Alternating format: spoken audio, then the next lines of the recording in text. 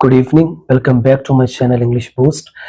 बच्चों, जैसा कि आप लोग जानते हैं कि हमने लास्ट टाइम जो बात की थी वो हमने एक्टिव एंड पैसिव पर की थी। उसमें हमने उसका इंट्रोडक्शन किया था और उसके साथ हमने उसके पॉजिटिव सेंटेंसेस को सोल्व आउट किया था। अब आज जो हमने करना है, आज हमने जिस टॉपिक की बात करनी है वो है नेगेटिव सेंटेंसेस। आज हम नेगेटिव सेंटेंसेस से करेंगे, यानी आपकी जो इंग्लिश की 9th की बुक है उसकी आज एक्सरसाइज नंबर 2 मैं आपको सोल्व करवाऊंगा। जो कुछ तो एग्जांपल्स जो होंगे, मैं एग्जांपल्स की बात नहीं कर रहा, मैं एक्सरसाइज की बात कर रहा हूँ। ठीक है, जो पेपर में आती भी और बहुत अहम है, तो आपको उसके आंसर्स भी यहाँ पे मिल जाएंगे।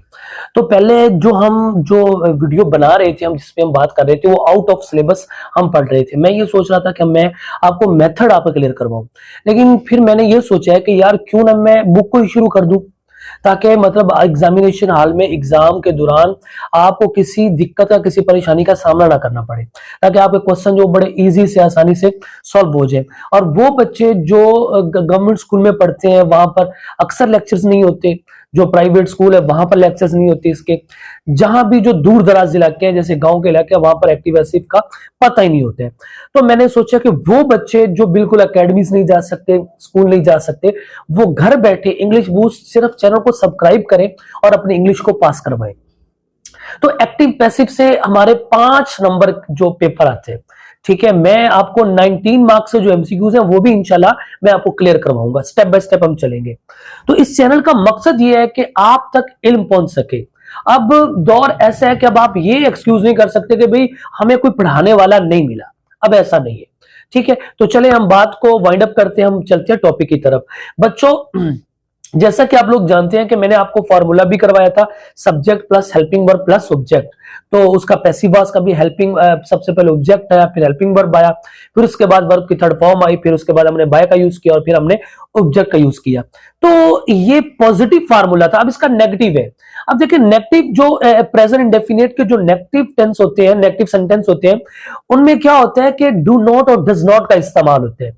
तो यहां पर हमने पैसिव बनाते हुए क्या करना है, एक्टिव में तो डू नॉट और डज नॉट आएगा, लेकिन हम पैसिव में क्या करेंगे, हम पैसिव में डू नॉट और डज नॉट को खत्म कर देंगे। हम इसकी जगह इज नॉट, आर नॉट और एम नॉट को ले आएंगे। तो ये भी बहुत आसान है। मैंने आपको पहले भी कहा था कि जितनी फॉर्म ऑफ वर्ब्स आपकी अच्छी होंगी उतनी ही आपके एक्टिव पैसिव अच्छे होंगे, क्योंकि ये जो फार्मूला है इसी में एक्टिव पैसिव की बात वाइंड अप हो जाती है। अकल वालों के लिए, जिनके पास थोड़ी अकल है, जो फोकस करते हैं, जो बुक को खोलते हैं और पढ़ते हैं, उनके लिए क्लियर हो जाता है। लेकिन जो नहीं खोलते हैं वो फिर पछताते हैं, और पछताने के अलावा लिखा तो हमने सही था लेकिन आंसर पता नहीं कैसे गलत हो गया, क्योंकि उनको फॉर्म ऑफ वर्ब्स नहीं आती होती। तो चलें बच्चों, एक्सरसाइज नंबर 2 का जो हमारे पास क्वेश्चन है, वो हमारे पास क्वेश्चन है the girl does not break the cup. कि जो लड़की है, एक लड़की है, उसने क्या नहीं तोड़ा, वो कप नहीं तोड़ती है। ब्रेक का मतलब होता है तोड़ना। अब हम जब इसका पैसिव बनाएंगे तो किस तरह बनाएंगे, द कप इज नॉट, फिर से सुन ले पहले क्वेश्चन है the girl does not break the cup. अब जब हम इसका पैसिव बनाएंगे तो हम डज नॉट को खत्म करेंगे, the cup is not broken by the girl. Clear हुआ। फिर अगली एग्जांपल है एक्सरसाइज नंबर 2 की, आपकी जो बुक है उसकी एक्सरसाइज 2 जो है वो मैं आपको रीड आउट करवा रहा हूं। फिर क्वेश्चन नंबर 2 है I don't learn the poem, the poem is not learned by me. Clear हो गया। Question number 3, she does not break the mirror is not broken by her. Question number 4, the baby does not break the toys are not broken by the baby. Question number 5, वो कहते हैं we don't water the plants are not watered by us. अब कुछ बच्चों को confusion आ रही होगी कि वी है तो मैं अस क्यों कर रहा हूं। तो उसके लिए ये जो कंसेप्ट क्लियर करने के लिए आपको मेरी पिछली वीडियो देखनी पड़ेगी, जो मैंने पॉजिटिव सेंटेंस में जिनके ऊपर बात की थी। उसमें मैंने बताया था कि कुछ चेंज, हमने प्रोनाउंस को कुछ चेंज लाने होते हैं। यानी ही को हम हिम में करते हैं, शी को हम हर में करते हैं, आई को हम मी में करते हैं, वी को हम अस में करते हैं, यू को हम चेंज नहीं करते, यू में ही रहते हैं। ऐसे हम दे को देम में करते हैं।